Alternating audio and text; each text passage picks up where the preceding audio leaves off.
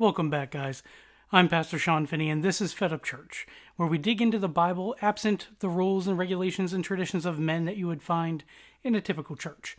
Right now, we're going through a series on Ecclesiastes, or the Preacher, as it is also translated, and we're going to be digging through Ecclesiastes chapter 3 today.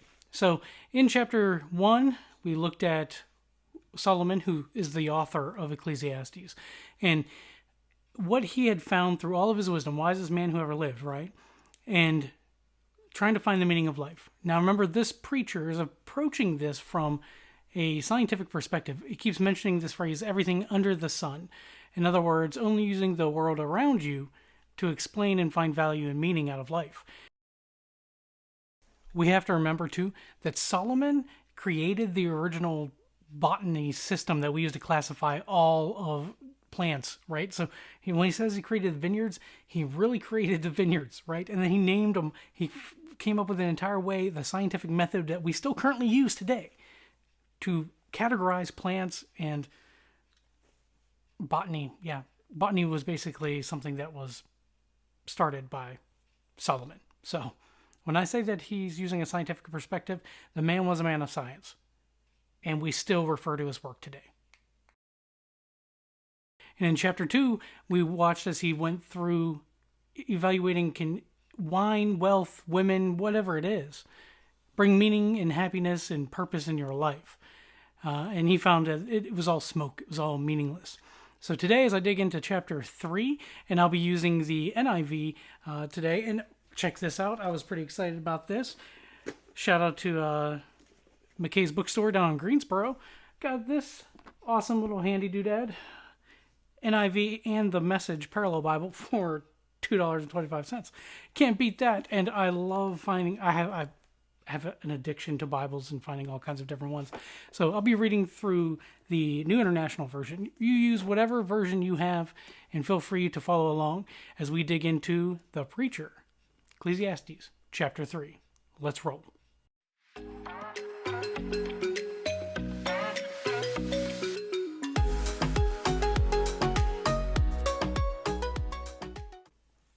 Welcome back. Okay, let's go ahead and jump straight into Ecclesiastes chapter 3. It says in verse 1, "There is a time for everything, and a season for every activity under heaven." Notice he's still focusing on under heaven, this approach to what's the purpose of life, and is there any meaning and value in life, and does God matter? Remember, he's not arguing whether he exists or not. He's arguing at this point, does he even matter? So, does God matter if all we're evaluating is everything under the sun? There's a time for everything and a season for every activity under heaven, a time to be born and a time to die, a time to plant and a time to uproot, a time to kill and a time to heal, a time to tear down and a time to build, a time to weep and a time to laugh, a time to mourn and a time to dance, a time to scatter stones and to gather them, and a time to embrace and a time to refrain, a time to search and a time to give up, a time to keep and a time to throw away, a time to tear and a time to mend, a time to be silent and a time to speak, a time to love and a time to hate, a time to war, a time for war, and a time for peace. Now, this is a poem. So he's quoting and reciting a poem at this point. It's a time for this and a time for that. It's a time for one and its opposite. There's always a time for everything, no matter what it is. Under heaven, there's a time for everything. Now, he gets a lot of flack for this in saying that there's a time to kill, because we know that one of the commandments is, thou shalt not kill. What we lose in the English translation is that this is a different word. He's not saying there's a time to love and a time to murder somebody, even though you may feel like it. That is not what this means. Literally, the word that is used, the Hebrew word that's used in the Ten Commandments when it references thou shalt not kill, it's referring to premeditated murder, something that is built up over time. You plan and then you just have malicious intent. That's not what he's saying here. This time to kill, meaning that if you were to self-defense, for example, there's a time for that. There's a time for peace and there's a time for war. So this is what he's referring to through these things when he's quoting all possible opposites, right? He's quoting the time to build and a time to tear down. And if you notice, as he's going through here, the very first thing he starts with is that there is a time to be born and a time to die. And he's starting with these bounds, setting these boundaries of the life that you will live under the sun, under heaven, on this earth, is bounded by your birth and your death. And it's the one thing he keeps coming back to that we all have in common. So when he says there's a time to plant, think about what Solomon had been saying up to this point. He said, I have planted all the vineyards, right? The last chapter. I've planted all these vineyards. I've done everything that you can do. There's nothing that the king coming after me can do that I haven't already done. I've built, I have planted. And he's basically listing all of these firsts here. He planted, and then he's also helped heal. He's helped educate. He's helped reach out and teach others, right? This is why he goes by teacher or preacher. And he says there's a time to weep and a time to laugh, a time to mourn and a time to dance. There are highs and lows, and this is what he's referring to. There are your ups and your downs in life. And in trying to find meaning through all of his ups and his downs, it has led him to this moment in trying to answer the question, does God matter? And he says, what does the worker gain from his toil? What do you gain from all the work that you do? Think about it. You gain a living. You gain money to put food on the table or a roof over your heads, take care of your basic needs. But what do you really gain by working? And he says here that I have seen the burden God has laid on men. I have seen the burden God has laid on men. I like the way that the Message translates this section, where it says, but in the end, does it really make a difference what anyone does? I have had a good look at what God has given us to do. Busy work mostly. True, God has made everything beautiful in itself and in its time, but he's left us in the dark so we can never know what God is up to, whether he's coming or going. Now, the Message, if you're not familiar with the Message translation of the Bible, is interesting. Little side note here. The person who went through to translate, fluent in Greek and Hebrew, and went through and translated the original texts into modern day language and idioms and the things that we would use to understand the message behind it. That's how he translated it. So it's not word for word. But in order to convey the emotion and the compassion and feeling behind it, it's a great resource just to read, and it's very interesting. It'll change your perspective on a few things as you're reading through. Highly recommend it. But here, Solomon is saying he has made everything beautiful in its time. Everything is beautiful in its time. Meaning not everything's beautiful all the time. War is not beautiful all the time. But there's a time for everything. And if there's a time for peace and a time for war, and everything is beautiful in its time, that means at some point war is beautiful. And that sounds crazy until you realize it's about perspective. If you're the oppressed and you wage war against your oppressors, it's a beautiful thing to fight for freedom and liberty. So there's beauty in all of it. He says everything is beautiful in its time. He has also set eternity in the hearts of men.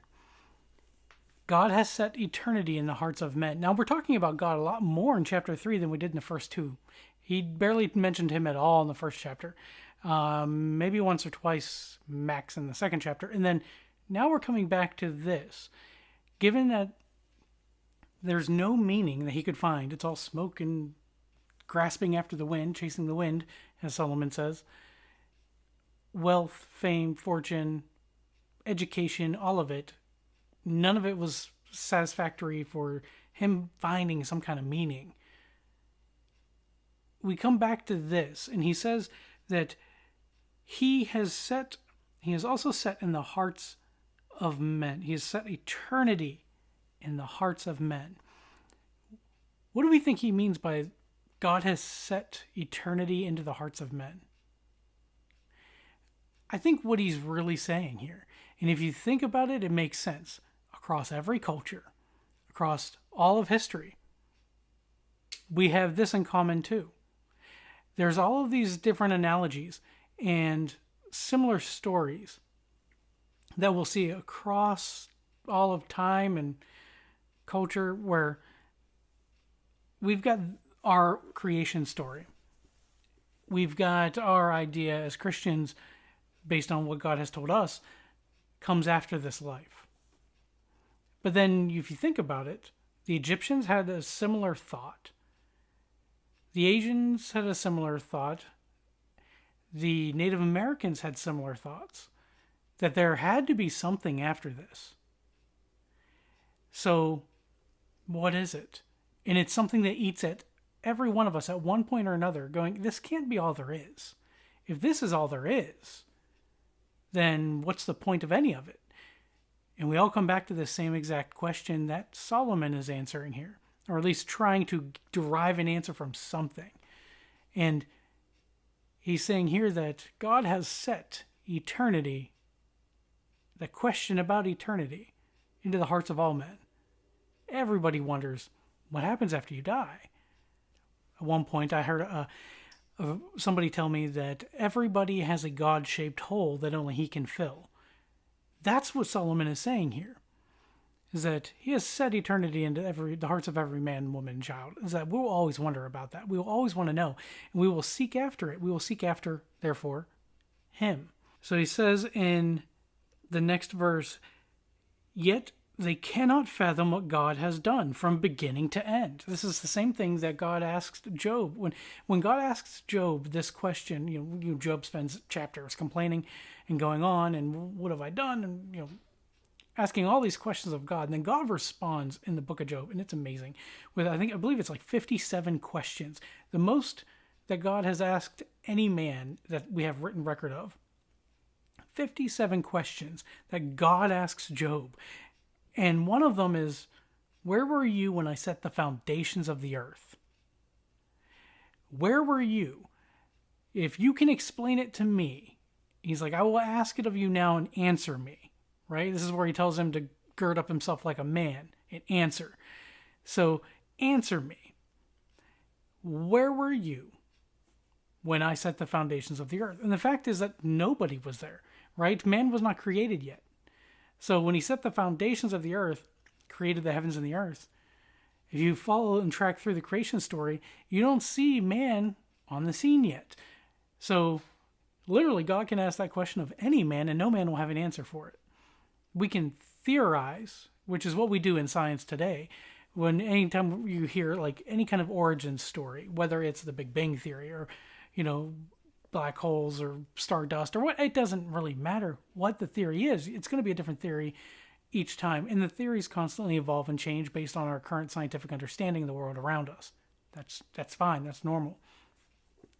The problem becomes when we start teaching or preaching in our schools, in our colleges and universities, that this is fact, that the Big Bang Theory is fact. It literally is called a theory for a reason. And people say, well, gravity's a theory too.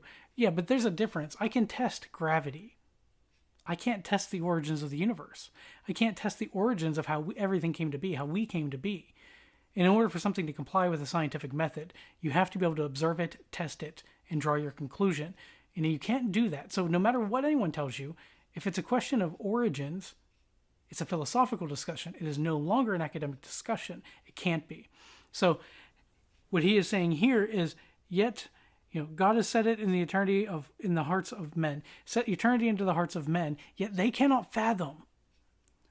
They can't even think or imagine what God has done from beginning to end. We can't predict what God's going to do in the future unless it's something he's told us. And we can't even begin to imagine how he went about doing it in the beginning. This is why in the beginning, God created. You get a verb. He created it. That's all you get. Explaining how he created it to you is beyond the scope of what you can possibly fathom. And he says, I know that there is nothing better. So since we can't fathom God from beginning to end, he says, I know. Remember, wisest man ever lived, Solomon. Knowledge is kind of his thing. Wisdom gives him the ability to learn the knowledge that he needs to learn. So he says, I know. This is something that he knows at this point. I know that there is nothing better. for men than to be happy and do good while they live. To be happy and do good while they live. Nothing better than for somebody just to be happy in what they're doing and to do good versus evil. And you remember we talked about this previously. The word evil means harm. So the difference between good and evil is we know what good is, what's good for us, versus evil, which is harmful. So he's saying, I know there's nothing better than for a man to be happy and just do good, right? Do good to others, do good for yourself, just do good. Just do what's right. But he says that, that everyone may eat and drink and find satisfaction in all his toil. This is a gift from God. To eat, drink, and be merry, right? So literally to be happy. Eat, drink, find satisfaction in your work. Find satisfaction in what you do. Find a passion that you can pursue, that you can invest your creative energies in. Because you have to remember, you are made in the image of God. This is something that we learn in Genesis, that we are made in his image. What was the first thing we have record of God ever doing? Creating, right? So if God's creating and investing his energy and building something, then that means we're going to have that similar desire. And if you don't find out what it is you're passionate about creating and passionate about doing, then it's very hard for you to find satisfaction out of life. And Solomon says, there is nothing better than for man to eat, drink, and find satisfaction in all of his work. Right? He says this is a gift of God. So, we like to throw around the phrase in most churches like, oh, there's more to life than eat, drink, and be merry.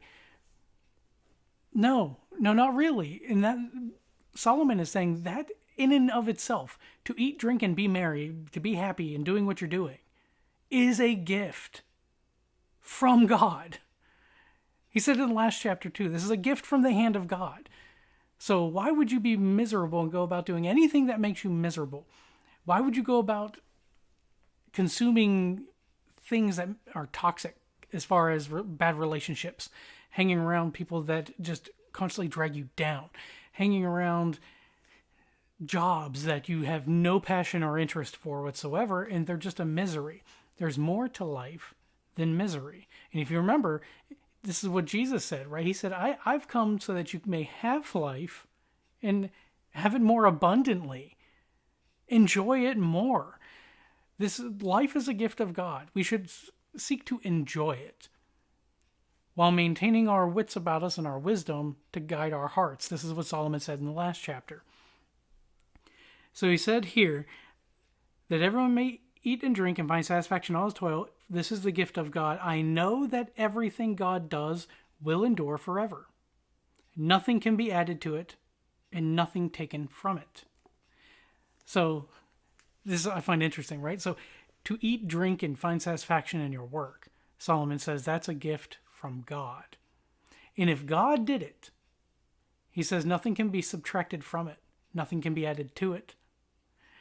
Literally, it'll endure forever. There's nothing you can do to add or subtract from it.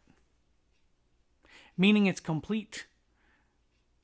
The gift he gave you is not halfway. He never gives a gift that's partial or incomplete. If it's a gift from God, he says nothing can be added to it to make it better. Nothing can be taken away. He doesn't give you excess things you don't need. So if you're looking at the gift that God has given you, which is this life that God gave you, and you feel like I've got excess or I don't have enough, this is where Solomon is pointing us back to. The preacher is telling us here, the gift God gave you needed nothing more. It had nothing extra. And if that's the case, then that means we made a mess of things. We added things to it that were unnecessary, and now we're drowning in excess. Or we sacrificed things that we shouldn't have been giving away and allowing to be taken and broken. And in doing that, we allowed the gift of God to be made incomplete. But it was complete when it was given. And it's still complete, even in everything you've been through, if God has given it to you, nothing can be added to it, nothing can be taken away. It's complete. We're just not looking at it in the right perspective. We need to change our perspective and our angle and the view on how we see it. So enjoy what God has given you. This gift God has given you is life. Eat, drink, be merry. Find satisfaction in your work. Notice he doesn't say find satisfaction like in your couch. Like he's saying in your work, because you have to invest your energy into something. If you don't feel productive, this is where you start to feel like depression and lack of productivity, and I'm not getting where I need to be, and I'm not going fast enough, and I need more. You don't necessarily need more. You need to divert your energy into something that fulfills that creative need, that passion that you have. Because this is one of my favorite quotes I ever heard. And it says, if you do not bring out that which is within you, that which is within you will consume you, will destroy you. You have to make manifest these creative abilities that each and every one of us have. Now, for some people, that manifests in actual like creative art, right? Painting, sculpting, drawing. For others, it manifests entirely differently, like scientific studying, history. Find a subject you're passionate about. That is the creative need that you have to fulfill. And if you're not fulfilling it, life can be a bore. It can be just misery all over. So Solomon continues on here saying why God has given you a gift that was complete. Nothing needed to be taken away. Nothing needed to be added to it. He says God does it so that men will revere him. So that men will revere him. Another translation says so that men will fear God. He's not talking about a fear that is of terror and just utter horror that, oh, scared of God. It's a fear and a reverence. It's a respect. Because nothing can be added to, like, if you think about it, we have how many hundreds of years of scientific disciplines that we've studied life and we try to understand life. We know every chemical component that goes into making you who you are as a animal, as a being. But we don't know anything about how you can have the spark of life itself. We've had so many different experiments where we've tried, zapping a petri dish full of amino acids with, a lightning bolt, electrical current to try to see, does that stimulate life? Does life come to be? And no matter what we do, we can't create life. Literally, God made it complete. You can't take away from it. You can't add to it. You can't improve upon it. It is complete and secure, and it will endure forever. This is what God made. And he said it is so that we would fear him, that we would respect the work that he has made.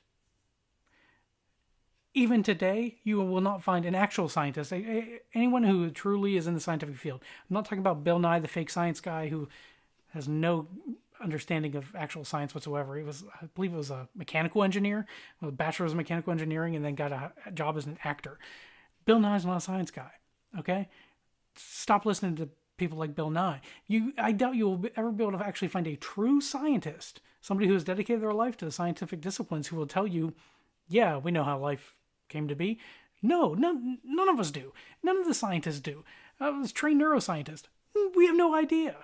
We study how things work, but we have no idea how they actually came to be. We can theorize about that and hope to try to figure out like maybe a little bit of a glimpse into what God did, but we can't fathom what God has done from the beginning to the end of the entire process. We don't have the capabilities to do that. Verse 15 says, whatever is has already been. Whatever is has already been. Remember, he said before, there's nothing new. Whatever is has already been. And what will be has been before. I find comfort in that. That helps me. If I'm going through something, a hardship or a hard time, I know I'm not the first person to go through it. 7 billion people on this planet, probably like 500 million of them doing the exact same problem. dealing with the exact same problem I'm dealing with right now. We're all in this together. As weird as that is, I kind of find comfort in that. There's nothing new. Somebody has had this problem before. YouTube will save you in a pinch when you need to find out, oh my goodness, it's 2 a.m. and the hot water tank heating element went out. Somebody else has had this problem before. YouTube to the rescue. 15 minutes later, you're back up and running. We are all in this together and we can help each other. Whatever is has already been. And what will be has been before. And God will call the past into account. God will call the past to account. Now we're getting somewhere. Remember, Solomon never argued whether God exists, right? It was, does God matter? And we went from trying to find meaning in everything under the sun and not being able to find it, trying to find answers in everything under the sun, not being able to find it. Now we've gone to talking about the gift of life that God has given and how he's made it perfect. And he's given it to us, and we can't fathom it. And he says, and God will call the past to account. Meaning everything. Everything you've done, everything you will do, everything that's ever been done. Literally, whatever is has already been, what will be has been before, and God will call the past to account. So, does God matter? Yes. He matters, and he should matter to each and every one of us, right? I hear these church people, Christians, however you want to look at it, I've heard people say, like, don't judge me, only God can judge me. Yes, and that should terrify you, because he will. There is going to be a day when all of your deeds, your acts, your thoughts, every idle word will be held to account. You will have to answer to that. And if you remember, he said to everything, there's a time for everything and a season for every activity under heaven. There's a season for every activity under heaven. There's a time for everything and a purpose for it. And God will call the past to account, meaning God will call each of those idle words, actions, everything you did to account. Have you speak to whether it was the proper time, the proper season, and for the right purpose? Did you use this gift that he's given you wisely? Did you do with it what you should have done with it? Did you pursue happiness and good? Or did you seek to go about harm and evil, right? God will call the past to account. So the question, does God matter? It clearly answers here, yes, because God's going to call everything into account. Everything in your past. He'll call it to account. Now, and we know too, like with Jesus, because some people say like, well, my sins are cast as far as the east is from the west, into the sea of forgetfulness, never to be remembered again, never to be brought before God. You don't have to pay the penalty, right? Because Christ did that. But breaking the law is still breaking the law, even if somebody else pays the fine. It doesn't get you out of the courtroom. It doesn't get you out of the conversation. But Jesus has taken and paid the penalty. But we're still accountable for what we do. He says God will call the past to account. If that's the case, I don't want you to miss this. Up to this point, the most frequent word we've seen is meaningless. Right? It's all meaningless. What's the point? It's meaningless. It's meaningless. It's vanity of vanities. It's all vain. It's all vanity. There's no point to any of it. It's all meaningless. But if he says, this I know, God will call the past to account. That means nothing's meaningless.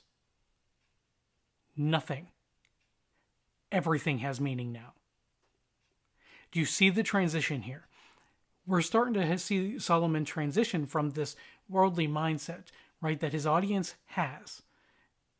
And he's like, okay, let me reason through this with you. Right? Let's reason through this together. And then gets him to this point and goes, but God will call the past to account. And if that's the case, everything has meaning. Everything. Every idle word has meaning. He says, I saw something else under the sun. I saw something else under the sun. In the place of judgment, wickedness was there. Remember in the Old Testament too, every time you see the word judgment, it doesn't mean what you think it means with the typical, like, judging others. The word judgment means justice. Justice. He's saying, and I saw something else under the sun. In the place of justice, wickedness was there. In the place of justice, wickedness was there. In the NIV translates it literally two ways, judgment, justice, but they mean the same thing. In the place of judgment, like wise judgment, wise decision making to ensure fairness, justice. Think of it like equality, right? Justice, fairness. Wickedness was there. And he repeats it a second time. In the place of justice, wickedness was there. And we see that so often. If everything has meaning, and God will call the past to account, why do we see so many struggles with, well, people do wrong and evil and do whatever they want, steal, kill, and, do whatever. And it seems like they win. Drug cartels make billions of dollars. It seems like they're winning. And we're over here just toiling away, trying to do good and not getting any reward for it. And they're not getting punished. In a place of justice, wickedness is there instead. If that's the case, if all there was what's under the sun, you can see he phrased it again. He pointed back to it. I saw another thing under the sun. Yes, under the sun, it seems like evil triumphs. And the people who are trying to do right, they don't get rewarded for that. And we see this as a common theme that comes up. A lot of people have this question through the Old Testament and the New Testament. But everything matters. And even if it's not called to account, this is why the idea of karma doesn't really make sense, because karma is inconsistent. You can't say like, oh, good karma and bad karma. Karma's too inconsistent. You could spend decades waiting for karma to catch up. That's not how this works. God will call everything into account. And whether they are punished for it under the sun or in heaven, like standing before the throne, everything will be called to account. So everything does matter, whether you see that come to fruition here in this life or not. I thought in my heart, God will bring to judgment both the righteous and the wicked. For there will be a time for every activity, a time for every deed. So there's a time for everything. There's a time to plant and a time to uproot. There's a time to build and a time to tear down. And whether you tore down or you chose to build, it could have been the right thing to do if it was the right time to do it and for the right purpose. That's what God is saying. And that's what Solomon is saying, that he has seen, is that there's a time for every activity and a time for every deed.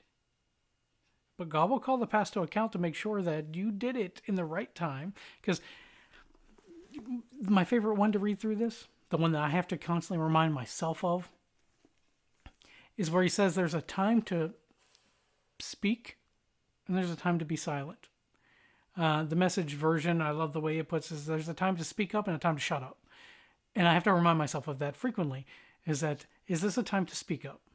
Or would I be better served by just shutting up in this moment and kind of bite my tongue?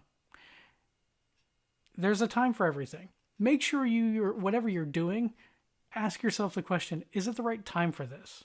And am I doing it for the right reason, the right purpose? Does it serve a good purpose? And is it a good time? Because not everything's the right time. Maybe there's a different time for that action. And he says, God will bring judgment to both the righteous and the wicked. So God will judge both. It doesn't matter. Don't worry about it. Don't worry about somebody did you wrong. God says, vengeance is mine. I will repay. And you're just sitting there waiting for it, looking for it. Like, where's the vengeance at, God? I need to see it. You don't. You just need to know that he's in control and he will hold everything to account. He says in verse 18, I also thought, as for men, God tests them so that they may see that they are like the animals. God tests men so that we can see we're just like the animals. That's so true. If you think about it, we don't do anything else. Okay, if you think, how am I going to put this? We have an air of superiority about us compared to every other living being on the planet. But God tests us, right? He puts us through trials so that we can see we're just like every other animal and every other living thing on the planet. We all will die. So our superiority doesn't get us very far under the sun, under heaven. Here, we're still the same. They're born, they die. We are born, we die. No matter what. All our craftiness and our intellect and our social structures, society, our laws, all of that. At the end of the day, we still die just the same as, a squirrel. Doesn't really change it. So he says, as for men, God tests them so that they may see that they are like the animals. Men's fate is like that of the animals. The same fate awaits them both. As one dies, so dies the other. All have the same breath. Man has no advantage over the animal. Everything's meaningless. Right? So going back to this, everything's meaningless. If all you're looking at is under the sun thinking, then you're born here. You die here. Under the sun, everything is meaningless. Everything has no purpose. It doesn't matter when you do anything. There's not a time for anything. There's not a purpose to any of it. It's all meaningless. If, and only if, you're concerned only about this life under the sun, under heaven. If you consider that God, if you think that God doesn't matter. But he says, I know God will call everyone to account. He says, I know that because his audience that he's speaking to, they don't know that. They're not willing to admit that part yet, that God matters. Yeah, they believe, yeah, sure, God exists, but they don't think he matters. So if you don't think he matters, then nothing matters. If God doesn't matter, nothing matters. There's no point to any of it. It's all meaningless. He says, everything is meaningless. All go to the same place. All come from dust, and to dust all return. Who knows if the spirit of man rises upward and if the spirit of the animal goes down into the earth? Like, there was theories about that even back then. Oh, well, the spirit of man is different than animals because when we die, the spirit of man goes upwards towards the heavens and the spirit of animals goes down into the earth. No dogs go to heaven. Like, that's their thought process. This was a big debate even back then. None of it makes any sense if you're going to argue that point if you're saying God doesn't matter. Because if God doesn't matter, then why do any of these conversations matter? But God does matter. And we know that God matters because we can't fathom God's beginning to end. Right? How creation happened, how any of that happened. We can't begin to fathom any kind of being who never had a beginning and never has an end. Right? Outside the bounds of time and space and matter. That's beyond our comprehension. But we all have eternity set in our hearts. Meaning we all are curious and we all strive to want to know more. And the only way we can know more about any of it is by filling the hole that God put inside the heart that only he can fill. And then developing that relationship with him. So, continuing on. He says, so I saw that there is nothing better for a man than to enjoy his work. Because that's his lot. I saw there's nothing better than for a man to enjoy his work. Because that's his lot. That's his lot in life. For who can bring him to see what will happen after him? So if there's nothing better, just enjoy your work. Enjoy this struggle to survive, the work that you do. The Message translation says, that last section there says, humans and animals come to the same end. Humans die. Animals die. We all breathe the same air. So there's really no advantage in being human. None. Everything's smoke. We all end up in the same place. We all came from dust. We all end up as dust. Nobody knows for sure that the human spirit rises to heaven or the animal spirit sinks into the earth. And then he says, so I made up my mind that there's nothing better for us men and women than to have a good time, and whatever you do, that's our lot. Who knows if there's anything else to life? Who does know? And we're going to start to see as we go through into the next chapter. It starts to get interesting, and this thought process that nothing matters and God doesn't matter and everything is meaningless starts to take a turn. We've already seen he's starting to kind of turn the tide that, okay, you will admit you don't have any idea how the earth was formed and created. You can have theories, but you don't know. And because you don't know, and it's beyond your realm of comprehension, and if you look at it, I mean, it's perfect. This is the problem we have in science. The scientific field, with Darwinian theory, as scientists, what we struggle with is transitional life forms, transitional mutations, these mid-state mutations where, okay, in order for me to walk out of, the sea as a fish goopy thing on dry land and develop eyes to see, ears to hear, and a metabolism to process the things on land about me through small changes one at a time, small little minute changes over billions of years. What happens to the first one that walked out and needed to eat something or needed to be able to see? It doesn't get the chance to have billions of years. It dies. This is the problem we have in science. We look at life and we look at like our bodies and everything is made perfect for the world we live in.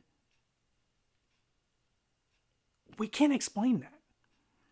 Adaptability, sure, we adapted to the environment that we're in. You see adaptability, yes, but the idea that the air in which you breathe is necessary for your survival. You can't adapt, cut the oxygen out of a room. All right, let's wait on evolution to take hold and for you to adapt the ability to not need oxygen. There's no transitional life form, right? It dies. And that's the end of that one. So there's no way possible that we can explain how everything is made perfect. You can't add to it. You can't take away from it. God has made it perfect. And if God has made it perfect, God matters. Because literally, where were we when he set the foundations of the earth? We were nowhere. We weren't around yet. So in order for us to understand how everything that we do has meaning, we have to understand the creator behind it. The one who determines whether you do whatever you did was in the right season, in the right time, and for the right purpose. And we should strive to start to develop that relationship with him. And in developing that relationship with him, we may start to understand the reasoning and the logic that he has behind the right time, the right purpose, and the right reason. Join us next week as we continue to dig through Ecclesiastes, or this preacher, Solomon, as we start to see a little bit more into this kind of exploring this avenue of this line of thought of, yeah, God matters. A little more than you think. See you next week.